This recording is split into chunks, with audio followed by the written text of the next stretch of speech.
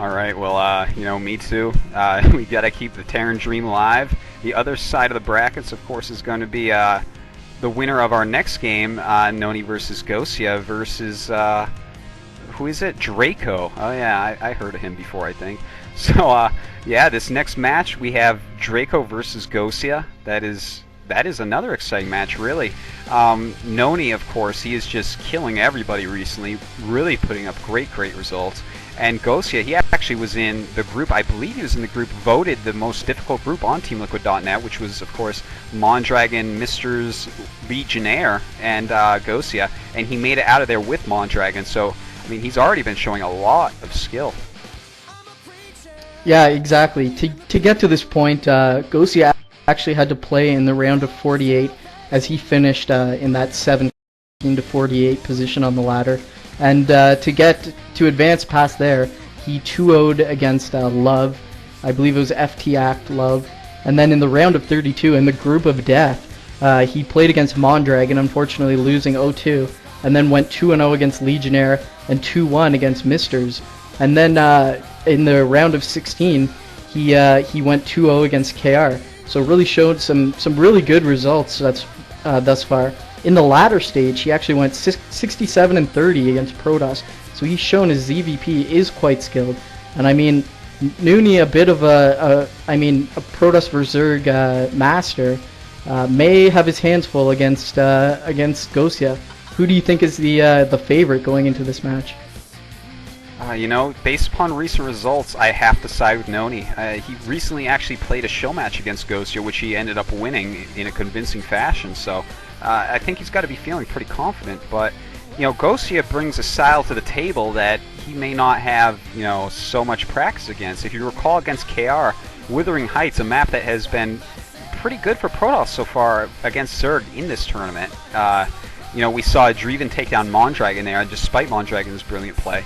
And we saw GOsia there, though, and he played just extremely well against KR. His unit movements were very well done, and he just macroed, and KR could not keep up.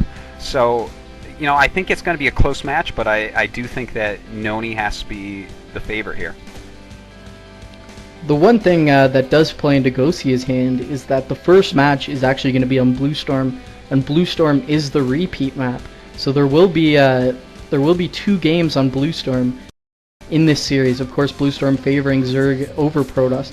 But I know Noni has a lot of experience playing Bluestorm. He's played a lot of Protoss's versus Zerg on this map, so he looks very strong on it. All right, and so GOsia, though, it is a slightly Zergy map. So if that coming into play twice, if GOsia practice that map a real lot, maybe watch some pro gamer VODs and whatnot, figured out what you do there as Zerg to get those advantages, that Bluestorm could work out in his favor. Yeah, especially he's gonna have to overcome the Wuthering Heights disadvantage, which clearly favors Protoss. We saw Noni actually roll over Ro8 fairly convincingly on that map. But there is Othello, which is a slightly Zerg map, I would say, and Zodiac, which does seem to favor Zerg's mass Zerg expansive style. So I mean, GOsia does have a fairly nice map pool going into this series, and of course, Game 1 on Bluestorm, the advantage is in his court, and if he can take a win off Noni in Game 1, it really could drive his confidence up, and that could have an effect on the entire series. That's definitely true. Winning Game 1 is always big in any series, best of 3, best of 5, because it gives you that confidence, it gives you that room to breathe, and against someone like Noni, who in the past has shown occasionally to be a little bit of an emotional player, that could definitely come into play. So anyways, I think that we are just about ready to start. I hope that you enjoyed your little break, and so I think we're gonna go. Why don't you go ahead and hit it, Hotbid?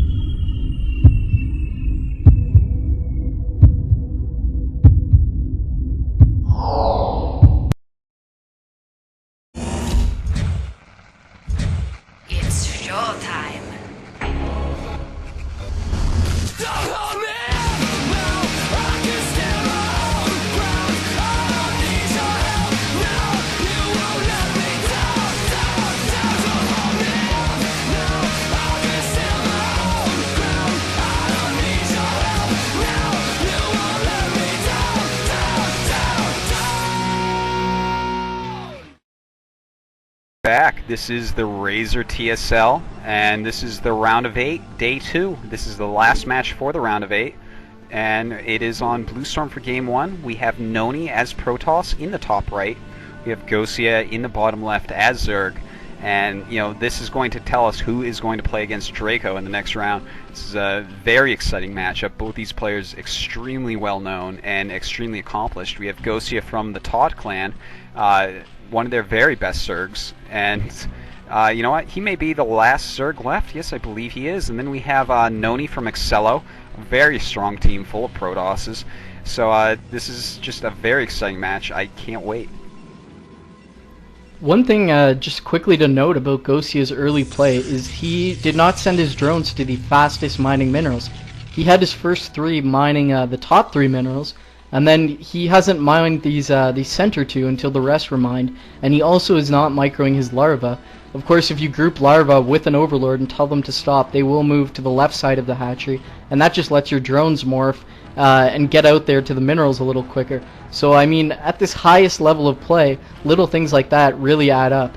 And we see he has decided to go overload first. No spawning pool yet, so he's gonna look to 12 hatch. Unfortunately, Noni sent out his first probe after building his pylon at his expansion, and he's gonna look to shut down the 12 hatch of GOsia right off the bat. You know, it's very interesting that you point that out about GOsia, because these two players really have completely opposite styles. Noni, of course, is a very technical, exacting player. He will take advantage of every tiny thing like that. You know, he'll have all his building placements set up beforehand.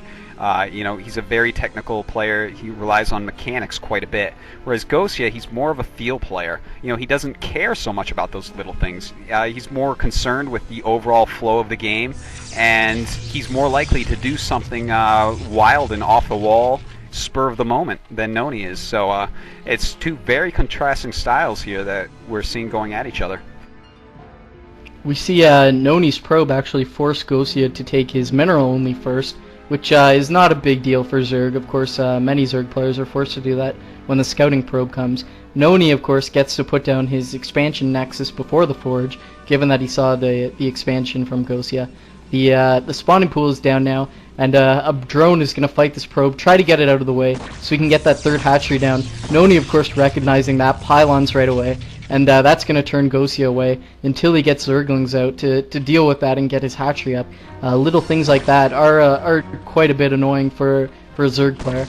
Forge is up now for Noni, and the first cannon warping in. We're probably going to see a second cannon after Noni scouts the Zergling numbers, seeing that 2 eggs got made, so he knows more than a few Zerglings are coming. That gateway is put there to seal in a Zergling run by. We're probably going to see another cannon soon. Actually, gas goes up, so Noni playing, just trying to get as much of his economy going as he can, just cutting every little bit where he can, and dealing damage to GOsia's economy by pyloning it and stopping him from taking his natural. Indeed, Noni is really working on his economy here. He wants to be very far ahead going into the mid-game. And, I mean, he's on his way. That is a extremely quick gas.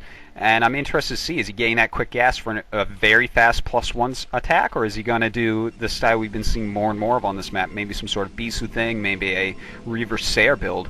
It's going to be interesting to see, but now we have GOsia. He's putting down 2 hatcheries at his natural. And, you know, he's cleared out that pylon. He's ready to get his macro mode going. GOsia, of course, being a macro-based Zerg, you know, that's the style he feels most comfortable with. And Noni, you know, is he going to counteract? He's going to try to, you know, go for the very fast High Templars to stop this macro-style Zerg, or is he going to, you know, take the offensive some way? You see, Noni has plenty of gas to get +1, but he has decided not to. And he's putting up his natural assimilator, so clearly moving towards a Bisu build. Once his cybernetics core gets done, we're going to see a Stargate, and then it'll just be a matter of if he decides to do kind of the standard Bisu build, which is following up with the Citadel of Dune and Templar Archives, or if he's going to do the Bisu build tailored to Blue Storm, which of course is the robotics before Citadel, looking to take 12 o'clock and just cannon it up and put Reavers there. So my question just got answered. Citadel down, so it's going to be a standard Bisu, and GOsia recognizing that is fleeing his Overlord. Indeed, and you know, this is very important that GOsia does get to see exactly what Noni's doing. That was a really cool use of that Overlord, and you know, he's not going to have to really guess at all. You know, oftentimes the Overlords won't venture into the main like this, and if they don't, you just don't know what is going on with the Protoss. He could be doing just about anything, but now GOsia, he has a lot of information. I do like that style, and he is putting up a Hydralisk Den at his third base, so he's definitely preparing for exactly what Noni's doing. Yeah, exactly. Just tons of drones coming out of GOsia's base. 4 hatcheries, an evolution chamber down actually, and no layer yet that I can see. Another evolution chamber down at the natural. So as you say, GOsia just working on his macro, feeling comfortable sticking to basic units, and really he's got a ton of minerals in the bank. He may want to put down another hatchery. Maybe he's saving it, trying to take another expansion. I don't know. And Noni playing the completely opposite style. Has his Templar archives out, almost complete.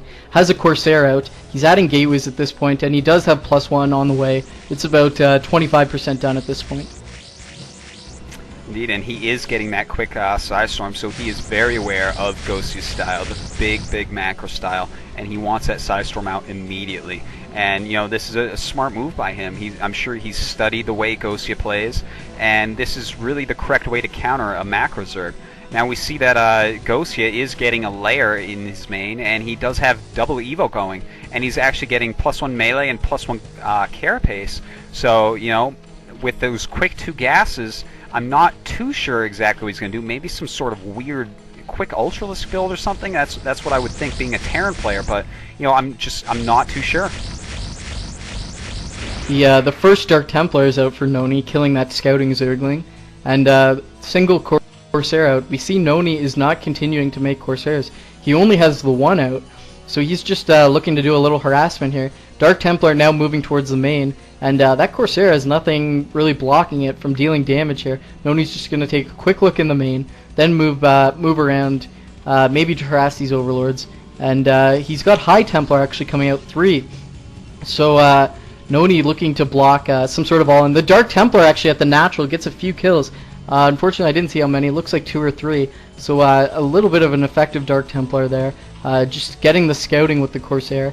And now Noni, now that he has High Templar out and Psionic Storm research, he's going to look to break out, take his third base, and just get his macro established going into the mid-game. Now this play of Noni actually harkens back to the last run where he played versus Ret. If you recall, especially on the Wuthering Heights game, he went for the very fast Psystorm, and then he went for a lot of Dragoons, and we see now that the Dragoon range is upgrading. He's adding yet another gateway. This is going to bring him up to 6 gates, and he's pumping pure Dragoon right now. So it looks like we are going to see some Dragoon Templar attack, and as we saw against Ret, this is a very hard thing to stop. He's going to have a very strong army very quickly, and microing against those very long-range goons and dancing out the Psystorm is something that, you know, Zerg players just haven't been ready for thus far in the tournament. Yeah, and it's going to be really hard for GOsia if he overexpands. We see he's sending a drone to top left now. It's going to be unfortunate for him trying to defend both that position and his natural against those ranged goons and Psionic Storm. And we see Lurker research is about complete. We have Overlord speed just about complete. The Spire is on its way. It's at about 80%. So we're going to see a mid-game of Lurkers and probably Scourge to take out the Observers. Unfortunately, Noni having those ranged Dragoons, and many of them, will be able to take out those Scourge attacks fairly easily. The Corsair is still scouting, getting damaged a little bit by those Hydralisks, and we don't have any Lurkers morphing just yet. They should be coming as soon as an Overlord gets main, and we've got +2 melee? +2 melee coming in the evolution chamber, and +2 carapace. Noni is now moving out, coming into the middle, and we're going to see if GOsia can defend this. Now Noni taking his third base while he's moving out, a very good time to take it. Zerg really can't attack you. They have to go a little bit on the defensive. And now some Zerglings just running by in the center of the map. GOsia, you know, his +2 melee and +2 Zergling attack is actually going to pay off quite well, because Noni right now, he has a very high Dragoon concentrated army, and of course Zergling's very good against that, and they run into the third base. and no, too many Zealots there. They can't take down that Nexus, so they just run away. And it looks like GOsia is going to concentrate greatly on Zerglings. He does have the speed done for Overlords, and he has that Queen's Nest just popping out, so he's going to be able to get a Hive really quickly now. The Hive already starting, GOsia totally on top of things, taking the top left base as well. No drones there yet, but the hatchery is done. So it looks like GOsia is going to go right up to that Hive, and he's going to have excellent upgrades. His upgrades are far ahead of Noni's right now. Noni right now, he does have +2 attack upgrading, but GOsia, he's already working on 2-2. And it looks like it will finish before Noni's. And look at this, more Zerglings running in, trying to pick off what they can.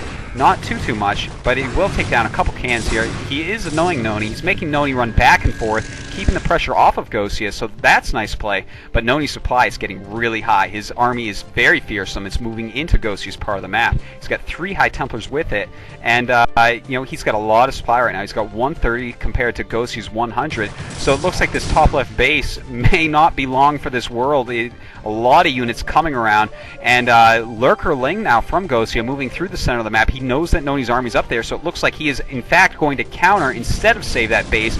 Really interesting choice here by GOsia. He may be able to take this out, and Noni hits the top left. Only 2 Lurkers up there for defense, but they aren't burrowed, so not much of a defense there. And meanwhile, GOsia looks like he will run down. 1 Templar, 5 Dragoons for Noni over there. A nice side storm going off, catching a lot of Zerglings, damaging quite a bit, but there are a ton of Lurkers here. He may be able to take down this Nexus. The Zerglings just targeting this Nexus. Oh, it is going to fall so quickly. Zerglings are so good against Protoss buildings. And he does lose that third base. Meanwhile, he loses the top left to Noni, and Noni looks like he's going to be coming down around to the mineral only of GOsia here. With the size storms, he may be able to really hurt GOsia's economy. There are a ton of drones at that base. Yeah, it's going to be really difficult for GOsia to defend this, given how his buildings are. He's going to have to flood through this small choke against Noni's units. Noni actually has +2 on his Zealots, whereas GOsia only has 1 Carapace. Oh, huge storm going off on the drones, taking out a ton of drones. Those Templar kills in the double digits. 11 kills on the 1, 13, 14 kills for 1 Templar. Every drone killed at that base. Noni just really damaging GOsia's economy here. Although he traded his top left base for Noni's second natural, he also lost every drone at his second natural. So we can see his supply is only at 73 at this point, whereas Noni is sitting comfortably at 140. Wow. But of course, GOsia is researching the adrenaline upgrades. That's about 75% done. Once that gets done, these 2-2 cracklings are going to basically dominate the map until Noni has enough Archons to deal with them. We can see he still has quite a heavy Dragoon army, and GOsia is just running in, picking his battles where he can, but unfortunately Noni's Zealots are still just cutting right through his Zerglings, and GOsia looks to be in a bit of trouble here, as Noni's army is moving into his high ground.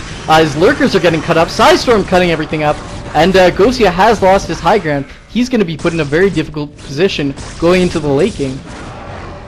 He is, and GOsia, his supply has just fallen. He's about half the supply of Noni. Noni attacking into the third base. Couple Slunkers there. Nice storm going off, catching a lot of Zerglings there. GOsia's going to have to do everything he can to just stay alive during the second. Another nice storm on the drones. GOsia's economy being just crippled over and over by these size storms of Noni. And now, morphing a couple Archons, he's got just Dragoons left. This is the exact time that GOsia has to use to kill these Dragoons, because those Archons, oh, there, one is in. The second one is almost in, and he's just going to plow these poor Zerglings to death. There is not too much of a chance left here for GOsia, but he does have his Zerg Defiler mount. He does have Consume, so perhaps with a couple well-placed Dark Storms he can reclaim his third base, but things are just not looking good. Noni, he has his third base, he's taking the bottom right, and he's now... He has made a red Archon at home, so I'm not sure what he's making that for. Maybe a Maelstrom, but he is just killing these hatcheries at the third of GOsia. GOsia looks like he is not going to be alive too much longer here. Yeah, this looks to be the end. I mean, Noni is taking bottom right. GOsia does have 6 o'clock, but Noni has just scouted with a probe.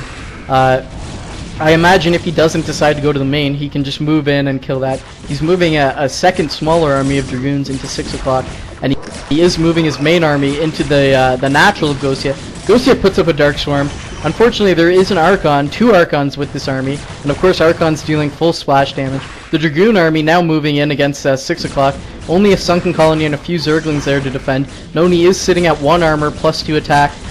Looks like he's going to move in, target the Sunken Colony. That's going to go down quickly to the +2 of the Dragoon's explosive damage.